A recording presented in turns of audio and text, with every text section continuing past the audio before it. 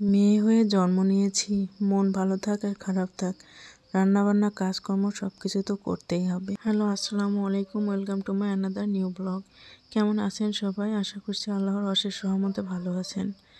আমার মনটা আজকে ভীষণ খারাপ, সাথে একটু বেশি টেনশন করেছি, তাই মাথাটাও ধরেছে। কিন্তু কিছুই করার নেই, আপনাদের সাথে তো সঠিক টাইমে ভিডিও শেয়ার করতেই হবে। তো সকালবেলা ঘুম থেকে উঠে নামাজটা আদায় করে নিয়েছি। আর তারপরে গ্যাসের সমস্যা মনে হচ্ছিল, কারণ কয়েকদিন থেকে খুব বেশি ভাজা পোড়া খাওয়া হচ্ছে। পেঁয়াজু বলেন, তারপর আলু ভাজি বলেন। আমার হাজব্যান্ড যেহেতু মাছ মাংস কোনো কিছুই খায় না, তো সেই জন্য ওর জন্য আলু টালু ভাজতে হয় সবসময়। আর আলু ভাজি তো একটা লোভনীয় খাবার, তো এটা দেখলে তো নিজেরও খাইতে মন চায়। মাথা প্রচণ্ড ব্যথা করার জন্য ভয়েস দিতে একটু অসুবিধা হচ্ছে, প্লিজ সবাই ক্ষমা সুন্দর দৃষ্টিতে দেখবেন। নামাজ আদায় করে গেট খুলে একটু বাইরে বের হয়েছি, এসে গাছগুলো দেখলাম। মরিচ আর টমেটোর গাছ আমি এখানে লাগিয়েছি। তো প্রচণ্ড শীত পড়তেছে। সকালবেলা কিন্তু আমাদের এদিকে ভালোই শীত পড়ে, যদিও বা খুব একটা ঠান্ডা লাগে না, কিন্তু তারপরেও হালকা ঠান্ডা কিন্তু আছে। আর আজকে সকালবেলা ডিম আর ভর্তা দিয়ে আমি নাস্তাটা সেরে নিলাম। অনেকগুলো কাপড় জমেছিল গোছানোর জন্য, এগুলা গতকালকে সুন্দর করে ধুয়ে দিয়ে আমি রোদে শুকিয়ে নিয়েছি। আর এদিকে বিছানার চাদরটাও ধুয়ে দিয়েছিলাম, তো সেটা গুছিয়ে নিলাম। তারপর সংসারে যে কাজকর্মগুলো থাকে সেগুলো করে নিয়ে আমি রেডি হয়ে নিয়েছি। অফ ক্যামেরায় সেগুলো করেছি, কারণ এখন যদি আমি আপনাদেরকে ভিডিও করে দেখাতে যাইতাম তাহলে কিন্তু 1 ঘন্টার কাজ 2 ঘন্টা লেগে যাইতো, তখন কিন্তু আমার যেতে দেরি হয়ে যেত। বাবার বাড়িতে গিয়েও অনেক বেশি ব্যস্ত ছিলাম, যেহেতু পাখি নিতে গেছিলাম। তো পাখি কীরকম কোনটা, তারপর খাঁচা ছিল না। আর আম্মু অনেক বকাও দিচ্ছিল, কারণ আমি পাখি নিচ্ছি টাকা নষ্ট করে, তো এইটা আম্মু আর কি পজিটিভভাবে নিচ্ছে না। তো যার কারণে ওখানে খুব বেশি দেরিও করিনি। তারপর আমি ভিডিও করতে পারিনি। তো আসার সময় আমি ভিডিও করছি। আসার সময় একটা ভ্যানে করে আমি পাখিগুলোকে নিয়ে আসতেছিলাম। আমার হাজব্যান্ডকে ফোন করেছি, ও আমাকে অর্ধেক রাস্তা থেকে মোটরসাইকেলে করে নিয়ে আসছে। আর আমি যখন ওখানে ভ্যান থেকে নেমে একটু ওয়েট করতেছিলাম, তখন দেখলাম গুড়ের জিলাপি। তো হঠাৎ করে গুড়ের জিলাপি খাইতে মন চাইলো, এজন্য 2টা সিঙ্গারা আর গুড়ের জিলাপি নিয়ে আসছি। তো এসে সিঙ্গারাটা খেয়ে নিচ্ছিলাম, আর ওইদিকে গুড়ের জিলাপি থেকে কিছুটা আমার দাদি শাশুড়িকে দেওয়ার জন্য বেড়ে নিয়েছি। আমাদের এই জায়গাটা অ্যাটাচ বাথরুম হবে, কিন্তু এখনও কাজ কমপ্লিট হয়নি। আর একটু এলোমেলোভাবেও আছে সব কিছু ছড়িয়ে ছিটিয়ে। তো পাখিগুলোকে আমি এখানেই রাখবো, এটা পরিষ্কার করে তারপর এখানে রেখে দিব, কারণ বাথরুম করার তো একটু দেরি আছে। যখন বাথরুম করবে তখন অন্য জায়গায় ট্রান্সফার করলেই হবে। আর এখন বিকালবেলা আমি বাড়ি থেকে আসার পর অল্প একটু রেস্ট করার জন্য শুয়েছিলাম, কিন্তু প্রচণ্ড মাথা ব্যথা করতেছে, আবার রান্নাবান্নাও করতে হবে, তাই মন না চাইলেও বিছানা থেকে উঠতে হলো। আর তারপর আমি একটু তেল দিয়ে নিচ্ছিলাম, নবরত্ন তেল। বেশ ভালোই ঠান্ডা লাগতেছিল, যার কারণে আমি একটা পাতলা সোয়েটার বের করে নিয়েছি। এখন রান্নাবান্না করতে যাব।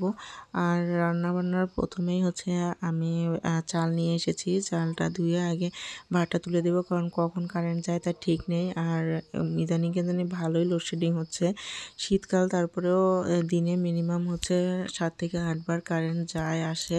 তো তাই ভাবলাম যে কিছুক্ষণ আগে যেহেতু কারেন্ট আসছে, তো যেতে যেতে একটু দেরি হবে, যার কারণে আমি চালটা ধুয়ে নিচ্ছি যে এর মধ্যে ভাতটা হয়ে যাবে। দেখেন মেয়েদের জীবন কতটা কষ্টের। একটু অসুস্থ থাকলেও যে আপনি শুয়ে বসে থাকবেন সংসারের কাজকর্ম বাদ দিয়ে, সেটা কিন্তু সম্ভব না। এই তো মনটা খারাপ এবং শরীরটাও একটু খারাপ লাগতেছে, তারপরেও কিন্তু উঠে এসে ঠিকই কাজ করতে হচ্ছে। কারণ আমি যদি এখন রান্নাবান্না না করি, তাহলে পরিবারের যে অন্যান্য সদস্যরা আছে তাদেরকে না খেয়ে থাকতে হবে। তো সেটা তো দেখতেও ভালো লাগবে না। আর তার উপর শ্বশুরবাড়ির বিষয়, বোঝেনই তো, এগুলো নিয়ে অনেক বেশি কথা হবে। তাই যত অসুস্থই থাকি না কেন এবং যত মন খারাপই থাকুক না কেন, এই কাজগুলো কিন্তু ঠিকই করে নিতে হবে। চাল শেষ হয়ে গেছে, তো নতুন একগুলো চাল নিয়ে আসছে আলাদা করে। সে চালগুলোর আসলে কতটুকু পানি লাগবে প্রথম অবস্থায় বুঝতে পারতেছিলাম না, কারণ গতকালকে যখন ভাত রান্না করেছি তখন পানির পরিমাণটা একটু কম হয়েছিল। এজন্য আজকে হচ্ছে একটু পানির পরিমাণটা বেশি দিয়েছি। আসলে একটা চাল থেকে আরেক প্রকারের চাল যখন নেওয়া হয় তখন কিন্তু হঠাৎ করে ঝামেলাই হয়ে যায়, বুঝে ওঠা খুব দায় হয়ে পড়ে যে আসলে কতটুকু পানি লাগবে। আর এদিকে হচ্ছে আমি 5-6টা আলু ধুয়ে নিচ্ছি ভর্তার জন্য, যেহেতু সিম রান্না করব। আমাদের বাসায় বেশিরভাগ সময়ই হচ্ছে ভর্তাটা থাকেই, আর যেহেতু শুধু সিমের তরকারি তো সাথে ভর্তা হলে ভালোভাবে খাওয়া যাবে। আর আমার হাজব্যান্ড তো হচ্ছে আলুর ভর্তা ভীষণ পছন্দ করে। আর এদিকে হচ্ছে দেখেন আমার এই বেসিনের পাইপটা কিন্তু এখনও ঠিক করা হয়নি, সেজন্য হচ্ছে একটু কষ্টই হয়ে পড়ে। তারপরেও মানিয়ে গুছিয়ে নিতে হয়। ওখানে হচ্ছে একটু পানির কাজ করলেই নিচে হচ্ছে ওই পটটা ভর্তি হয়ে যায়, তো তখন কিন্তু ফেলে দিয়ে আসা লাগে। তাছাড়া কিন্তু আবার হচ্ছে নিচে যখন পানি পড়ে তখন কিন্তু হচ্ছে কিচেনটা ভর্তি হয়ে যায়। তো এভাবেই বুদ্ধি করে একটু চলতে হচ্ছে। কিছুদিনের মধ্যেই এটা ঠিক করব ইনশাল্লাহ। আমার হাজব্যান্ড হচ্ছে সিম অনেক বেশি পছন্দ করে, তো হচ্ছে সিম প্রথম যখন বের হলো তখন 200 টাকা কেজি নিয়েছে। তো সেদিন ফার্স্ট খাওয়া হয়েছে, আর হচ্ছে আজকে আবার নিয়ে আসছে। কিন্তু সিমগুলো এত পরিমাণ কচি, সিমের মধ্যে বিচিও এখন পর্যন্ত হচ্ছে পরিপক্ক হয়নি। আর আমার হচ্ছে স্ট্যান্ডটা নষ্ট হয়ে গেছে, তো আমার এক দেবরের কাছ থেকে স্ট্যান্ডটা নিয়ে আসলাম। এখানে হচ্ছে সিমগুলো আমি কেটে সুন্দর করে ধুয়ে নিচ্ছি, ডালার মধ্যে ধুয়ে নিচ্ছি যাতে করে বালু টালু থাকলে তাড়াতাড়ি করে নিচে পড়ে যায়, বেশি যেন আর ধুইতে না হয়। শুধু সিম কেন, যে কোনো তরি তরকারি শাকসবজি, এক কথায় হচ্ছে দ্রব্যমূল্যের দাম অনেক বেড়ে গেছে। আমাদের মতো মধ্যবিত্তরা যে আসলে কিভাবে খেয়ে পরে বাঁচবে সেটাই হচ্ছে ব্যাপার। আর যারা আরও নিম্নমানের আছে, আমরা তো আলহামদুলিল্লাহ তাও ভালো আছি। যারা আরো বেশি নিম্নমানের আছে তারা যে কিভাবে দিন কাটাবে আল্লাহ জানে। এখন হচ্ছে আলুগুলো পরিষ্কার করে নিচ্ছি। আর যেটা আপনাদের সাথে শেয়ার করতে যাচ্ছিলাম সেটা হচ্ছে আসলে মেয়েরা একটু বেশি মনে হয় অসহায়, কারণ মেয়েদের যখন যেটা মনে চায় তখন সেটা করতে পারে না। তাদের অনেক বাধা বিপত্তি থাকে। বিয়ের আগে হচ্ছে বাবার বাড়িতে বাবা মার বাধা, তারপর হচ্ছে বিয়ের পর শ্বশুরবাড়িতে শ্বশুর শাশুড়ি হাজব্যান্ড সবাইরই বাধা, কারণ হচ্ছে মেয়েরা কখনো একবারে ফুলফিলভাবে স্বাধীন হতে পারে না।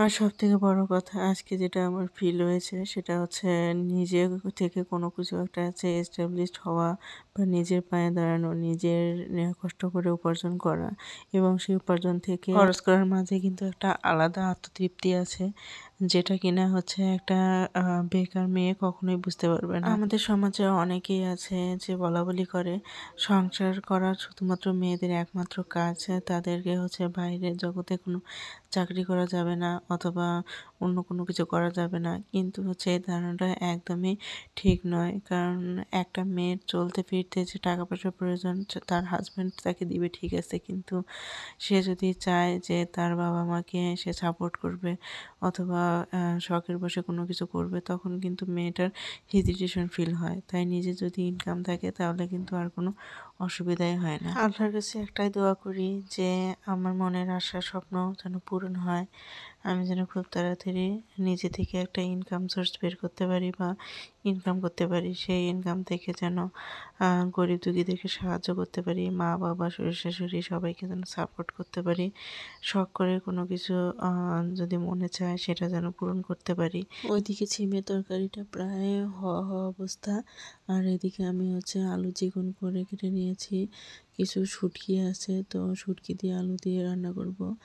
হঠাৎ করে কেন জানি না শুটকি তরকারি খেতে মন চাইলো, তো সামান্য পরিমাণ যেহেতু শুটকি আছে তো সেটা খালি রান্না করলে আসলে হচ্ছে খাওয়াই হবে না, একবেলা তার আগে শেষ হয়ে যাবে।